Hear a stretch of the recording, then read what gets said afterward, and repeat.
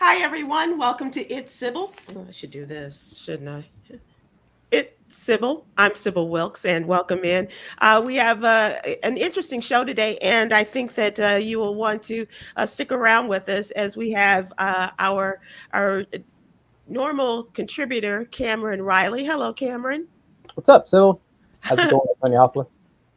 Hi. And our guest is attorney extraordinaire, former president of the National Bar Association, the one and only C.K. Hoffler. How are you, madam? I am fine. I'm fine, my dear. I'm doing well and so happy to be here tonight. Well, thank you so much. I'm gonna I know that you have other things going on, and I think we're gonna try to take a flip in our schedule and our normal running of the show because I know that not only are you away from home, but you're in the midst of a board meeting and things like that. So, and I don't want to take advantage of your very valuable time. And I'm not sure what your billable hours are, as they like to say in this business. Well, Sybil, when you call Sybil, I'm going to answer. You always do. You never fail me. And so I want to take that into consideration as well as Cameron's time as we talk about things. As we open up, though, oh, look who's there in the car. Hope he's not driving. No, Welcome in to Damon Williams. How are you, sir? I'm doing great. Hold on, my phone is doing dumb stuff. Okay. All right. Well, we'll let you handle that business, and we'll start with CK. Can you tell us what's going on in your world? I know you said you're preparing for a trial, but you've got other things happening too, and we're hoping to talk to you in just a few minutes about the Supreme Court leak, if you will. But how are you? What's going on with you? I'm great. I'm great. No, I've got a trial here in Florida. And so I spend 1 week a month preparing for this trial. It's a big trial. And so I'm here on my trial prep. So, when you're preparing for a trial, it's like you're in a war zone. Mm-hmm. You're on battle. You're on the battlefield preparing and strategizing and interviewing witnesses, working with experts. And so that's what I'm doing here now. And I'll go home on Friday. And other than my son, my younger son is headed to, he's in 11th grade, but he has 50 Division I offers. 50. At 50. I can't even believe it myself. My to God. go to, yeah, that's what I said. And so, no, football. And so that's been consuming. If I'm not working, I'm really tending to family issues because this is a time like no other that I really have to stick by him. His dad and I have to stick by him. His brother's already playing football at Kansas State. So we are that's what I'm doing. I'm being a lawyer and I'm being a mommy. You're doing the and the juggle never ends, does it? It never ends. I'm juggling with my feet, my hands, my back, everything. But I am so happy to be here. Thank you, darling. We so appreciate that. Cameron, how are you? Feeling well. Just getting the week started, coming back after birthday weekend. How was the birthday on Sunday? Oh, well, it was great. Thanks for everybody who contacted me personally to wish me happy birthday. Those of you who contacted me via social media are, tertiary friends, people who contacted me personally, whether it be like a phone call or a card. Thank you very much. Every year, my grandma and my mom regale me with the story surrounding my birth, and that's always great to hear for the 31st time. You have to indulge them. You have to indulge them. That's right. Yeah. That's right. And 11 pounds, 1 ounce, everybody. How big? I was a big boy. 11 pounds, 1 ounce. I'll say. Your mother could keep on talking for another 50 years. You got to that weight? What? 11 pounds? 11? Yep. The number after 10? Yeah. She can keep on talking forever. I wouldn't even. You can't even stop her for that because if she carries that long, no. As they used to say in the movie Spinal Tap, it's one more. Damon, how are you? Where are you? I am currently in Burbank, just coming off. Grounds. Oh, really? Okay. I know you move around, Sybil. I ain't in your business. But I just set in and was checking out Earthquake's Quake's house on XM. Oh, nice. Yeah, so now I'm about to go back and meet with them so I can be on the show tomorrow. Netflix has a huge comedy festival all over LA this week. So that's and you're going to be participating. Do you have a date for the participation, or just you'll be in and out of the Netflix live? Well, last night I did the improv for D-Ray's Mo Better Mondays for Netflix, and then Wednesday, I'll be doing Craig Robinson at the Troubadour Theater, and he has a live band. He has in a whole situation, and I'm hosting that. So that's what I'm out here to do. Then off this weekend to Tommy T's in Pleasanton, California. That's my week. You're a busy man. Okay. Yes. Let's move to in light of CK's juggling as well as yours, Damon. I want to Hey, CK. Hey, how are you? Good to see you again. You too. want to take this move, and we are going to talk about what's really going on in this segment. And as I mentioned, CK Hoffler, who is the former national president of the National Bar Association, as well as an attorney, is in Florida right now. But I reached out to her today as we got notice of the leak of the Supreme Court draft regarding Roe versus Wade and the upending of reproductive rights for women as we know it. If this is as it was written in February, a majority of 5-4, it looks like in the draft, in the decision written by Justice Samuel Alito, saying that for when this is going to be released, and we think in June, right, CK? That's correct. I think in a couple months. That this will be the end of Roe versus Wade, which established a national platform for abortion rights for women across this country. Now it will go back to states' rights and state decision making. CK, first of all, I know this isn't the first time, but does this just not seem right to you, this leak and publishing by Politico, the news site, as it happened on Monday? Well, this is very extraordinary. It doesn't seem right. It isn't right. The U.S. Supreme Court is supposed to be a secretive, sacrosanct entity that closely guards the opinions. They have draft opinions. Everybody's sworn to secrecy. You can't do this. You can't do that. You can't move to the left, to the right. No electric slide or anything. And so for something to be leaked, to me, if it was leaked, it was by design. And it's probably because there's a good Samaritan out there, depending on how you look at this, who felt that this opinion is horrific and wanted the court of public opinion to weigh in. Because with these opinions, when they have it in draft form, and right now we know that there's a 6-3 majority, but in this case, we're told that there's a 5-4 maybe, but the U.S. Supreme Court justices can always swap between and change their positions in between the time that the draft comes out and the final opinion is released. And that has happened in the past. So this is by design, in my impression. There's no such thing as a leak. It never happens. It rarely happens. In fact, it destroys the credibility of the highest court of this land for it to leak. Because just think about it. If stuff like this is leaking, which is arguably going to be one of the most controversial opinions that we're going to see coming out of this court of our time, it's going to be highly controversial. We know that Judge Ketanji Brown Jackson is soon to be Justice Ketanji Brown Jackson. She will not likely have the opportunity to weigh. She won't have the opportunity to weigh in on this case at all. So the timing of it to me is just very suspect. I don't believe that it was leaked. They talk about the aberration, the breach of this and the breach of that. Someone intentionally did this, and it is creating the exact effect that they wanted it to create. This is a major victory for conservatives in this country. It's a major victory for former President Donald Trump, who stacked the U.S. Supreme Court with 3 conservative justices, knowing that this issue was going to come before, because this case was going up through the ranks in Mississippi for a while. And we know that Texas, Texas, Sybil, I can't say about Texas. You could say it. Was just as crazy as Mississippi. And when I say crazy, I am reflecting the fact that I am very saddened that a woman's right to choose is being curtailed. It doesn't matter whether you're for abortion or against abortion. You should be for a woman's right to choose, just like we're for a man's right to choose. Absolutely. I mean, what is this? If men have the right to choose, there would be a revolution of that we couldn't even discuss. If there was the curtailment of a man's right to choose whether he should be castrated. What? That would create such a frenzy. And I'm not suggesting that. Please understand to anyone listening. Thank you. No, I am not suggesting that. But what I'm doing is illustrating how devastating it is to take away a woman's right to choose as it relates to reproductive rights.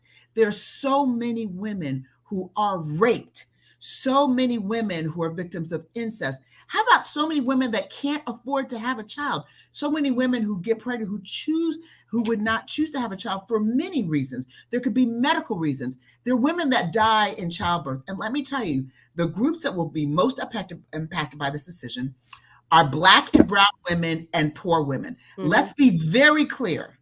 Black, brown women, and poor women. Because if you have means, this is not going to stop you. You're simply going to go to your doctor because your doctor is going to do what you ask them to do because you have means, or you will travel to a state that's a little bit more liberal, and you will get this done. But if you don't have those means, if you're relying on organizations such as Planned Parenthood to give you your first gynecological exam, to educate you on prenatal care, to give you the vitamins, and they are going to no longer be able to do that, this is going to be devastating to you. If you are a child that has been molested or raped and you're pregnant, don't even know that you're pregnant. You don't even know much about a menstrual cycle. And they're talking about the 6 weeks when women barely know that they are. It's highly irregular. It's highly irregular. Look, I've been pregnant I had 2 boys that are huge.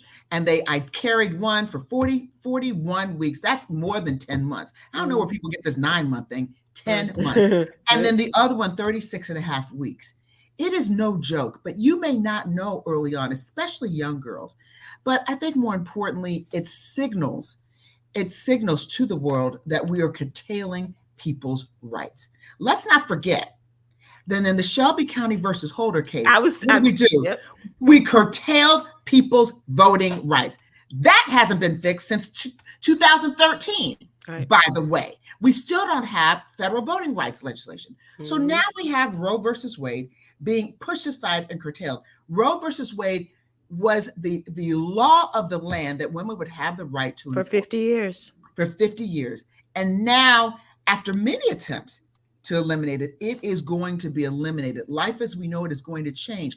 What you're going to see, unfortunately, is women, poor women, Black and brown women dying because they're so desperate, and they're going to have backroom abortions the way they used to do back in the day when we didn't have access to proper health care. Because if a woman is determined to have it, she's going to have it. Yeah. Particularly, I mean, if you're a victim of rape or incest, you're not going to sit and wait and and have an intellectual discussion about this.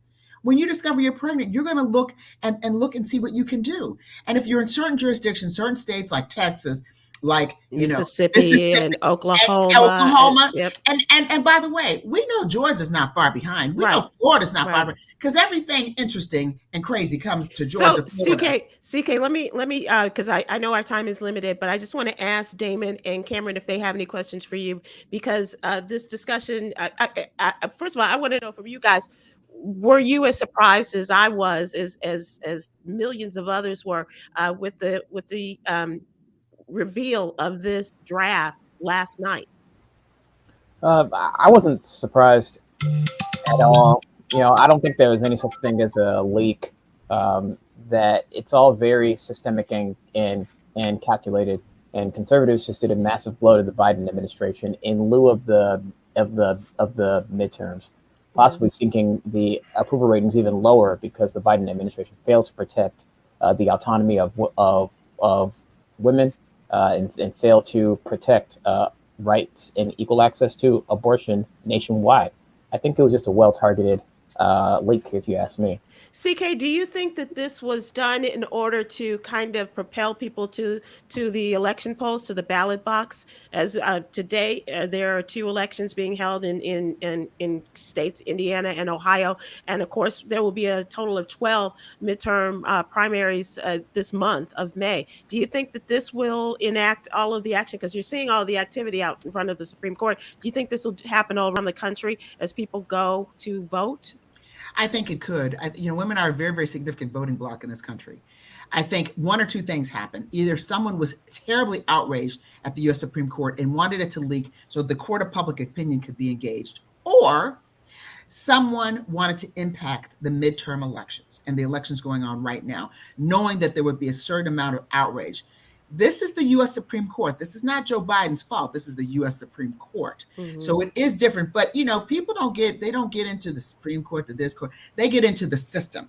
And people perceive that this is the system, once again, disadvantaging and curtailing the rights of Black and brown people. That's how a lot of people are going to interpret it. And people who don't have the means and resources. And let me just underscore, it's not going to impact people who have money. Because they'll get on a plane, they'll go do something. But it's going to impact the least of these, those that need protections in this country. And so I think it really, Sybil, is devastating. Everyone should be concerned. Again, it doesn't matter whether you're pro-abortion, against abortion. You should be concerned about rights being taken away. And if you're not, wait a little bit, because there's going to be another round and some other rights going to be taken away that will impact you. And then you will understand how we have to keep an eye on this and have to fight against this, because it's only a matter of time. No one thought that a Voting Rights Act would be curtailed, would be compromised. But when that opinion came out in 2013, the late great Justice Ruth Bader Ginsburg put it best. Yeah, it's like, you know, being in a rainstorm and having an umbrella, and when it stops raining, you still need your umbrella in case it starts raining again. And so when you take away the protections, what you have is the voter suppression that we see in all the states right now. Some states right now, as we speak, if you drove someone to get an abortion, Texas, you could be sued, civil, anyone along the route. There could be more draconian measures that are passed, put in jail for a decade. How about that? Yeah, that would be extraordinary and exceptional. How are we? That could be some perceived another form of targeting, racial profiling, because the statistics, I don't know if I believe these statistics, but there are statistics that would support that most of the children that are being terminated are Black children. Yeah. Damon, let me ask you this: do you have any suspects in the case, Detective Damon Williams, as to who might have leaked this? You got to check and see which one of the Supreme Court justices have an Instagram page. Whichever one of them is real active on social media, that's who did it. It's addictive. But let me talk about this whole thing from a different perspective, and it's going to get a little itchy. First of all, America is Babylon, and Babylon's going to fall. I mean, it's so much, all the sacred, like the thing she mentioned about the Supreme Court being sacred and the sanctity of that. There's no more morality. There's no more religion. There's no more belief in, like, when people go to court and swear on the Bible and they lie immediately. It's like, stop doing that, because they don't give a damn about the Bible. You know, we're deteriorating into a very dark and dismal place in America, and when America falls, the world will follow. So it's kind of scary to even be talking about this, and this is just one example. But when it comes to the women's right to choose, I'm 100% for women's ability to choose, women's ability to abort, especially in those extreme cases we mentioned. But as a man, and this is the part where it gets kind of sketchy, I'm gonna take a pause. If in fact you're in a relationship with a woman, and that woman decides she does not want to have your child, as a man, you have no say in that. And I'm only saying that because it affected me personally, and I wanted to have my child, and this woman felt like at her point in time in life, she was not ready. She had a substance problem, whatever the problem was. She did not want to have my child, and there was nothing I could do about it except watch her go in that clinic and kill my child. Now, when you say most of the children that are being aborted are Black and brown children, when we look at the statistics of our census and of us as a people, and I had this debate with Jackie Reed, and she logged off the time during the show one day. If we abort our children and we lock up our men, where will we be in 50 to 100 years as a race? Okay, Damon, hold on to that thought. We're going to take a break, and we're going to come right back, and we're going to continue, because that's a powerful point you just made, and especially talking about the future of our community, of of us as a people. And CK, I want you to also, if you can, stick around and continue this conversation with us. Okay, I will. I got a couple more minutes. Okay. Me too. All right. Thank you, and we appreciate your sticking with us. We are talking here with attorney C.K. Hoffler. She is the former president of the National Bar Association and has kindly consented to join us today for a short period of time because she's given us a small window to talk about what happened with the Supreme Court decision that was leaked, the first draft of the decision regarding women's reproductive rights. And Damon Williams, comedian, is on the road as well, and he has a short period of time. I want you to continue your thought, Damon, as you talk about the ability to abort and the fact that we are putting our men, so many of our men continue to go into the system, into the prison system. What happens to the future of our community? So, yeah, my point is not to dispel or discourage or to eliminate women's right to choose. Let me make that clear. But we as a people need to be concerned and more diligent about our survival. So let's try not to have to abort our children. I'm not, this is not saying the Roe v. Wade should be overturned. I'm not pro-life, I'm pro-choice, but we have to start thinking about that. Let's be more responsible. Let's have less unwanted pregnancies, not in extreme cases, but where we out here just willy-nilly and doing what we're doing and then going to clinics and extinguishing our kids. Let's be focused on what our race will look like in 50 to 100 years if we don't, first of all, love on our boys and our young men and get them back into programs that'll make them more prosperous, back into church, back into things that'll make us more positive, give them some hope and some opportunity. And our young ladies who are being programmed to be basically prostitutes through our music, you know, get some bread, get some head, then leave is a song. It was #1. Let's dig into it for our community's sake. Of course, we want Roe v. Wade to stand, but who are the people and the leaders? What are we doing about those things that I just mentioned? And let's try to deal with that going forward. CK, what do you say? I say we need to vote. Vote people out of office who are not supporting your agenda, because it's going to be now up to the states to regulate whether they should ban or restrict abortions. So that means it's going to be back in the hands of the legislators. So we need to get with the program and get on the good foot. I can't even believe I'm quoting James Brown. Get on the good foot when it comes to voting and voting rights. We really do, because now it's going to be up to the states. If this passes, if this becomes the law, if this opinion is real and bona fide, and in 95 pages, it looks pretty real and bona fide to me. It looks like it could happen. There could be something, you know, we don't know what God has in store, but if it does happen, then it's going to be up to each of us in our respective jurisdictions to make sure that we elect people who are advocates for our community. Why? Because it will be up to the states to decide whether they wish to ban, regulate, and how they regulate abortions. So what I'm hearing from both of you is, first of all, we need to register and we need to vote. And CK, you and I are on the same page, because when I wrote about this story in the why you need to know, I was like, elections matter. And you have to understand and how it goes from the top down. It's not just about voting for the president who nominates these people to the Supreme Court. It's not just about it flows down to the statewide offices, because you're electing governors, you're electing members of the state house and the Senate who are writing these laws and signing them that affect your future. Right? Break that down, Sybil. You break it down. You broke it down. And so let me just add one little thing. In some states, on the ballot, they will have the language for people to vote. And it will go something like this. Thus, therefore, thou, then, thus to the third party of the thus to the then, to the then, to the thus, to the thus, therefore, thus, then. If you do, you agree with the thus to the then, to that, and thus 15 different words in between. The right of, and thus to the then, to the thou, to the then. A woman to, thus to the then, to thou, and then backwards again. And your eyes are glazing. Right, abort a fetus. So you have got to read the fine print, vote down ballot, because a lot of times that language will be at the bottom of the ballot, and you get tired. You do president. By that time, you're tired. You don't even know what. And then by the time you get to that part, you don't understand the thus to the then, the therefore, thus, thou, then. You don't even see women, abortion, or anything. And they might say terminate. Women, and terminate may be 15 words from women. and right might be, so it could be confusing deliberately, intentionally, Mm-hmm. so as to mislead people into either not voting or being so confused. So our grassroots organizations need to be on point in helping to educate our communities on what it means in each state if this law is passed and if Roe v. Wade is abolished.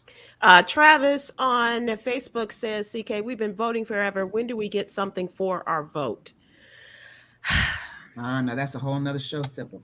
I think I gotta peel off shortly. But I will say this. We can't stop voting. Right. We can't stop.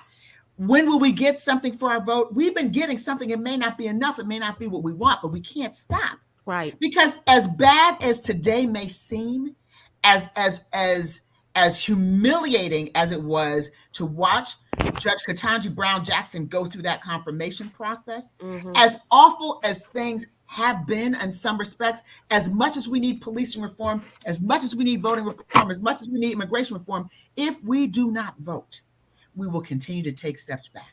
Yeah. So it's on that note, CK, I'm going to let you go. I really appreciate your time. Thank you so much. And we're going to continue the discussion. If you can stay with us, Damon, that's great. We hope so. But CK, you are always a font of information, and we so appreciate you joining us whenever I make that call. Really Thank appreciate you, Sybil. Whenever you call, I jump. Love you all. Love you Bye-bye. too. Thank you so much. Much love, Sid. See you. So we haven't heard from you in terms of the discussion we just had there, Khameron. What are your thoughts? Yeah, I just wanted to give some space for the story that Damon shared. That's the first time that I've ever heard that. And I can't even imagine the position that you must have been in to hear that someone didn't want your child and that that right as a father was taken from you. I can't imagine what that must feel like. And never before that did I even think of, how to incorporate father's rights into the abortion package. The equation. Yeah, I can't even wonder what that looks like. But if it's a consensual, healthy situation, then I don't see why not. And I know there are people out there who are who feel called to this issue, who feel charged to this issue, and definitely make your way out to the polls. Now that abortion will be handed down to state legislators, it's really going to matter who fills in those congressional seats, who fills in those governorships. So make your way to the polls, and if you feel even more called to be on the front lines of this issue, there are people rallying across state lines to ensure that people get their access to reproductive care. Evelyn Gatlin on YouTube says, I don't believe blacks are having more abortions. They wouldn't be trying. I don't believe blacks are having more abortions. They wouldn't be trying to stop it. Yeah, I mean, I'd have to. I don't know about those statistics either, Evelyn. And but Damon, I think that we can have a two-pronged approach to this. And Khameron, I think that we do still get people out there to vote. I think that still. I know what Party House Ruffin said, Party Bus Ruffin, but I do think that our vote has to matter. And we don't know when it's going to make that turn. I mean, certainly in 2020, it did make that turn, and there was a new regime put into the White House. But let me just finish this. But I also think, Damon, that it's incumbent upon us to work with our young people. And as you said, to love on our young boys and our young girls, and to put that sense of responsibility in them, and not to go out there and to act recklessly and wantonly with their bodies. Mm-hmm. Indeed. And to respond to his statement about what are we getting for our vote, the major problem in America for us as a people is the fact, and I saw a tweet probably today about it. They say when people are in their 70s or 80s are in the employment market, they're unemployable because of declining cognitive abilities and such. So they're not hired. But the predominant majority people who are running this country are those people, old white men are running this country. So we have to vote out these old white people and old white men that are making the decisions that run this country. So that's where your vote comes in. Once we get people in, then you hold them accountable to what our perfect utopia would be. But we got to get the old regime out. They have our best interest is not involved, and they're not for us. They've proven the fact that they can turn Black Lives Matter into a villain, right, when it's just saying my life matters. mm-hmm. And you know, that tells the mentality of the powers that be. So that's why you vote to get these people out. You need more Black and brown and female leadership. So that's where your vote comes in, sir. Of course, politics is corrupt. It's all run by money. So the money's interest is what's going to take place before the people's interest. But it's still, you can't not be disenfranchised to the process. I think that you two are great examples of those in the voting, I guess the bullseye there in terms of, especially for young voters and understanding the need to get out there and vote, but also, as Damon says, you know, to get some of these old people out. And once we get people of who represent us and our interest, that's when we start to change the rules regarding the number of years that you can serve in the United States Senate, the number of years that you can serve as a United States congressperson. All of these things play a part in these people getting into office, staying into office, and not listening to us because they feel very comfortable in that position, and they don't have to. And money will keep them in office. Yeah, absolutely. Book Girl on YouTube says to have it both ways.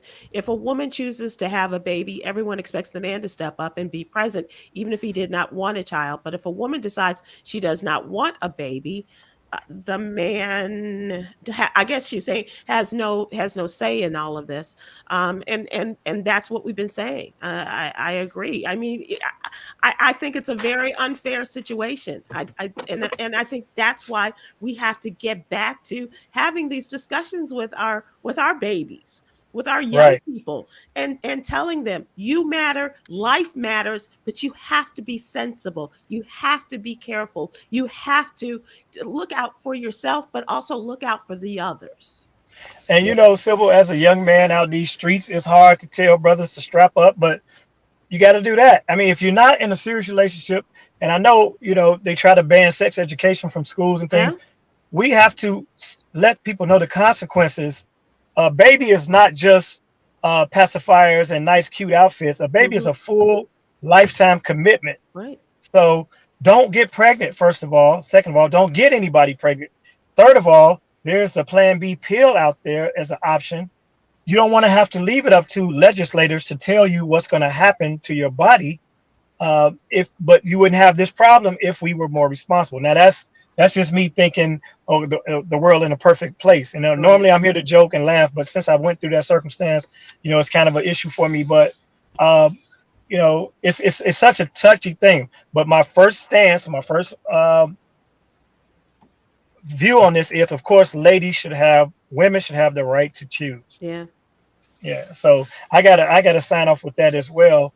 But I did not want to miss today's episode. But I'm out here in these LA streets, and I'm about to do an edible, so I gotta go. I'm kidding. But Hope Flood, Hope Flood is a purveyor of the edibles, and I don't want to be on here bogus. Shouts out to comedian Hope Flood. She called me in for Earthquakes thing. I'm out here for Netflix comedy. Netflix is a joke comedy special, and I'm trying to get discovered after 29 years. So, Khameron, you hold it down from here, man, from the man's perspective. Sybil, you always do the greatest work. You're so intelligent and so informed, and we love what you do. And that's why I'm always here for you as well. But I got to go, and I'll see y'all next Tuesday. You got to go and continue your rise, your climb. I got to get higher. If you will. Thanks, darling. We so appreciate you, Damon. Love. And we will continue the conversation with Khameron. And Khameron, I'll give you the last word on this segment in terms of what you've heard today, and what not only and we've moved beyond the leak and the decision that is probably going to come down in June, and we'll clarify that first draft. But just you as a young Black man and the things that we talked about, where do you see things, or where do you stand right now? And you want to leave with people? Yeah, I just like to remind people that change starts at the local level, that hope starts at the local level. And I'm not talking about like the city or the state legislator. but change starts within you. If you find yourself in a circumstance where you have to choose whether to keep your family together or break your family apart, just ask yourself, what responsibility do I have to my family? What responsibility do I have to my people? And that's how we begin to see people choosing to love instead of hate. This is how we see families stay together, or even break apart, but still keep together for the sake of the child. Mm-hmm. These are the things that can slowly but surely begin to elevate us all as Black people. And these are the things that I want to see from my people in the future. Absolutely. Well said. Oh, thanks. Okay. So, Khameron, we are going to continue our conversation about the What You Need to Know newsletter. Great. And the What You Need to Know newsletter is our Monday through Friday effort to inform and empower, especially the African American community. This is absolutely free, the subscription. We ask for you to go to SybilWilkes.com to subscribe. Just give us your name and your email address, and we'll have it in there in your email box every Monday through Friday morning. Khameron is one of our contributors and does a great job, and especially as we look at the transition, and as well as the melding of ages and outlooks on life. And we've got that with our young contributors, including Khameron, his sister Quinn, as well as Coy Malone. So Khameron Riley, you gave us a news story in the What You Need to Know newsletter about Kamala Harris convening Caribbean leaders. So this was a virtual meeting conducted by the vice president with Caribbean nations. What can you tell us? Yeah, well, Sybil, on the news scene, when everyone is just highlighting the radical right or the radical left, I like to search for more nuanced issues that relate to us as Black people. And whether you're for her or against her, Kamala Harris has been saddled with the agenda of the entire Black diaspora in the entire world. So we need to follow what it is that she's doing, because she's going to campaign on it in 2024. Mm-hmm. And the vice president just recently convened all the Caribbean leaders from Trinidad to Tobago. And it was a virtual meeting, Sybil, so there was no jerk chicken or jollof rice to be had. But Kamala Harris had COVID, so they probably would have all met in person if she wasn't symptomatic. But as I was putting together this article, Sybil, I noticed that the diversity amongst all of these leaders is just as, if not more diverse than the tossed salad of different ingredients you would get in a NATO summit. Mm-hmm. All of these islands have super complex cultures. They all have different political allegiances, whether it be to Europe, to France, to us, to whoever. Right. And I did not know that the Caribbean is the United States' largest trading partner. Mm-hmm. Imagine all of, not just, and it goes a lot deeper than tourism, guys.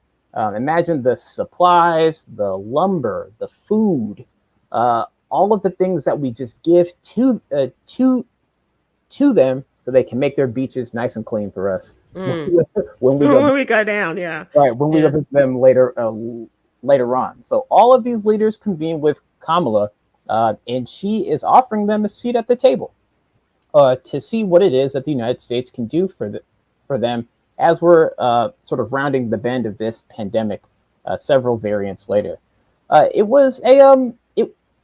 read the good thing about whitehouse.gov. Not only is it the official news outlet for the White House, mm-hmm. but they give you a whole written transcript of the entire speech, of everything that was ever said.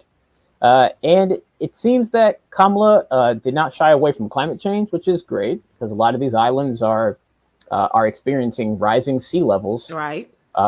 Which is due to global warming. But she also highlighted the need for clean energy. She also highlighted the need for increased security. And I didn't know that the Caribbean Basin Security Initiative even existed. But it makes sense that we don't want any of our enemies harassing our cluster of islands. Did that include Haiti? Were Yes. they interested in this? Because we know that Haitians who have been trying to come to this country have pointed to the thoughtful, secure situation of that island nation, especially with the murder of their president and the lack of real security amongst people, or that the people feel on that island. And so I was just wondering, because that's one of the reasons they, as I said, they use to one of the reasons they used to come to make the migration to the United States. Right. Haiti was there, and simply you bring up a point that I was thinking is that okay, what do these Caribbean leaders have to offer the United States? Well, a couple months ago, we just discovered that 1 every 10 Black people in the United States are immigrants, and Hmm. most of them are from the Caribbean or from Africa, Hmm. working these jobs that keep our economy growing. So I'm not sure what the linkage is there, but I'm pretty sure that Kamala, also being Jamaican herself, wants to look That's the out other for thing I was going to ask about. Yeah. yeah, she wants to look out for her people. Uh, And we often talk about the Asian part of her background, but certainly her father is Jamaican, and came from Jamaica to the United States to study, and that's where he met her mother. And so and then the vice president and her sister were born into that marriage. So she does have some she's got something in the game here yeah, in terms of her people from Jamaica. yeah, a little plantain, you know, a little, little, just a little bit. But uh, I, I know people always are quick to give Kamala flack because of her stance on policing and her career as a state's attorney, but she's been co- convening clusters of key Black leaders, Hmm. all with the intent of trying to build this massive Black coalition to see how far our vote takes us, to the gentleman's point previously, in the year 2024. Yeah. So we need to keep a close eye on what it is that she's doing and what comes out of these talks. Yeah, I think it's going to be interesting to see. And as you say, she is building a coalition. And I think it's important that we are a part of that coalition, that we support her, because she's really not, from the outside looking in, she's not getting the support that she needs. She's not getting it in the White House, from what I hear. She's not getting it among mainstream media as well as most white people. And we have to support her. I think Yeah, it's incumbent upon us to show an allegiance to the first Black vice president in this country. And with the love and support that we gave President Obama and his family, we need to do that for her as well. And so, with that, I thank you for that. And let's talk about the story about elections. And I'm going to get back up on my soapbox because important elections being held on Tuesday in the state of Indiana and Ohio. And I, like I mentioned before, you'll see it in the newsletter in the story about the Supreme Court. But we will also need to talk about the fact that some important elections are going on in Ohio. Just want to mention the Ohio voters who went to the polls in the primaries for Senate, governor, and some House seats, and including a rematch of two Black women in Ohio's 11th congressional district. Representative Shontel Brown and progressive challenger Nina Turner in a rematch for the Democratic nomination for the Cleveland area district. Cleveland and Akron, if I'm not mistaken, that district covers.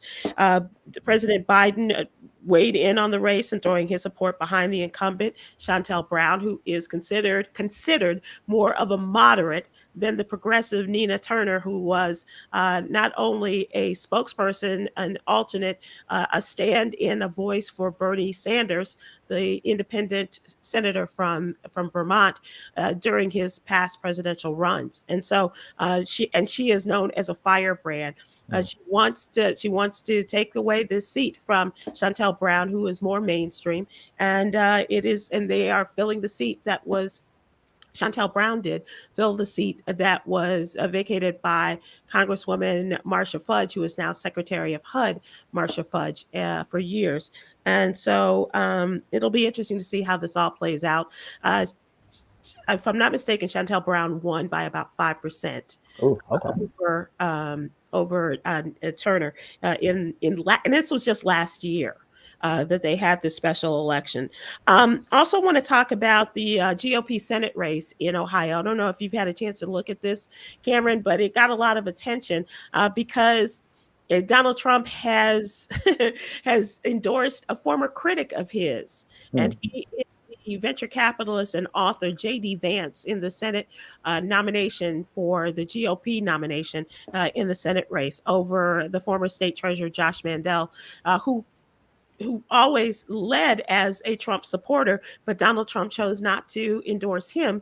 And as a matter of fact, when he went back to talk about J.D. Vance last weekend, he couldn't even remember his name. He mislabeled. And so whatever it's worth, he did take a big jump in the ratings and in the polls. J.D. Vance did. But even with the support of Donald Trump and the others in the race getting their fair share, 25% of the voters said that they were still undecided in this race. That'll be an interesting thing to watch as the voting returns come in, and we'll see what happens. Okay. Yeah, conservatives have a pretty nuanced menu of choices coming into the midterms. They can stick with the like establishment Trump supporters who are disguised as radical right extremists. They can play toward these middle of the road folks who have been neither supporting nor distancing themselves from the party, but still trying to stay true to strong American values. They've got a nice menu of choices here. Those of you who are on the opposite side of the spectrum, the more left side of things, you just got to vote. You just got to get there. That's the bottom line, Khameron. That's the bottom line. And although I yesterday, I felt the need to wear it again today and let folks remember that we matter. Black voters matter, Black lives matter, and we got to get out there and continue to let folks know that we're here and we're not going to go away quietly, and we are about affecting change, as our forefathers and foremothers did. We also need to continue this conversation. So a couple of other things I do want to talk about. Coy Malone gave us a story in the newsletter about a white teacher in Rochester, New York, who made Black students pick cotton in 2022.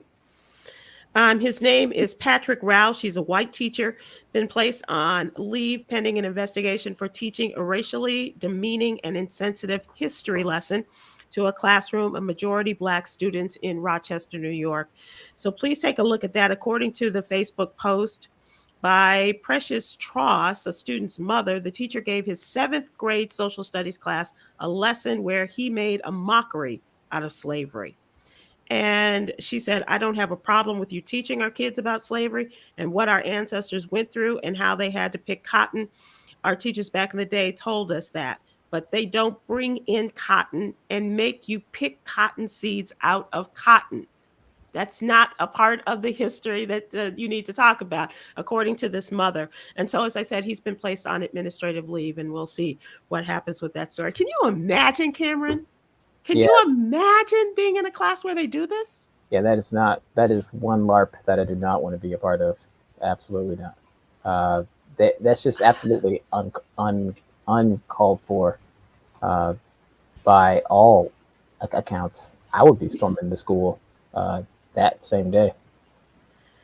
I don't know what goes on in the water, in the air in Rochester, New York, but there's so many things that, and if you live in Rochester, I'm sorry, but I gotta say, we've had so many stories that have come out of that town of late. In Syracuse, Rochester, that just don't seem right in the way that they treat Black people in this northern state. It's incomprehensible. Yeah, I've got some friends from Rochester, and I sent them this, and they were like, "Yeah, they be out here like that, man. They be out here for real." And I'm like, "What? that is not comforting at all." No, no, it's not. To say, yeah, they be out here. So what are we doing about it? Yeah. What we be doing is the question. Also, want to ask people to take a look at our Tuesday column about taxes, and this is written and contributed by our CPA Katrina M. Kraft out of Texas, and this is the kitty tax, as she calls it. The kitty tax will help you plan around your children to be tax efficient, and it'll also save you thousands, but it can also lead to some unpleasant tax surprises. So take a look at that as we continue our effort to get folks up to speed in terms of taxes and what you can do for the remainder of this year and next. So we thank you and once again, please go to the What You Need to Know newsletter and open it when it comes into your email box. We appreciate that. Yeah. Okay. So let us now move to entertainment, and a couple of things I do want to mention. First is the loss of a legend in radio. Oh. His name was Bobby O.J. He was known as the King of Memphis Radio, and he passed away at the age of 68 at the Heritage Station WDIA. This was announced on Tuesday morning. He was born in Batesville, Mississippi in 1953, got his start in the radio business in Montgomery, Alabama, before joining the classic WDIA in Memphis in 1983. And he came from a family of 9 brothers and sisters, with him being the youngest. Wow. He was known as the King of Memphis Radio, also inducted into the Tennessee Radio Hall of Fame in 2021 and nominated for the National Radio Hall of Fame, and had such reverence for the great Bobby O.J. Bobby O.J. As a matter of fact, the Barcase founder and bass player James Alexander called him a make it or break it guy. He said he would tell you the truth about your music. You may not like what he would tell you about your music, but he was the guy who would tell you the truth. And also a Grammy-winning producer, Boo Mitchell, said that he was the one who would always take your call, always listen to your record, and if he believed in your record, whether you had a big label behind you or not, if Bobby believed in your record, he would play it. And that was a day when people really could do that. Unfortunately, that's not so much the case anymore. It's not so much. It is not the case in radio these days. But Bobby O.J., you will definitely be missed, and big shoes to fill with the loss of a radio legend like that. So rest in peace and rest in power, sir. We appreciate all that you have done. Also want to mention, lastly, that this is Kentucky Derby weekend. Are you interested, Khameron? Oh, yeah. I'm about to go hit the racetrack after this. Well, there's entertainment to be had at the racetrack. How about the fact that the concerts, this is the 148th running of the Roses, as they call the Kentucky Derby, on Saturday. And there will be a great entertainment. Janet Jackson, Miss Jackson, as well as all of the guys from New Edition will be performing in concert after the Kentucky Derby on Saturday evening. And a young woman by the name of Brittany Spencer. She is one of the few Black people in country music, but she's becoming a star. And she is going to be singing the national anthem before the running of the race of the Kentucky Derby, the race of the 3-year-olds. And so Black people be out there at the Kentucky Derby, as you know, the hats, the drinking of the mint juleps, and betting on some really fine horses. So that will be the weekend in our beloved Louisville, Kentucky. Louisville. Thank you very much. And lastly, I can't find it. Oh, yes, I do. I have Yogi's Jewel, our daily inspiration. Okay, you do you want to sing it? No, please. Okay. Here's your daily inspiration from Yogi's Jewels. A wise person seeks counsel from the wise. That makes sense to me. A wise person seeks counsel from the wise. So, Khameron, I got some questions for you. I'm seeking wisdom from you. Oh, thanks. as a wise young man. And we'll talk about it later. Thank you so much, Khameron, for joining us and sticking with us today, as well as the appearance by our own Damon Williams. We appreciate his joining us, and the wonderful C.K. Hoffler, attorney extraordinaire. When we call, as she said, she will answer and will show up and show out the way that only CK can. So thank you guys. Khameron, appreciate you as always, and thank you all for spending time with us. We appreciate your time and your contribution to today's conversations. Thank you so much. See you soon, Khameron. Aloha. Aloha.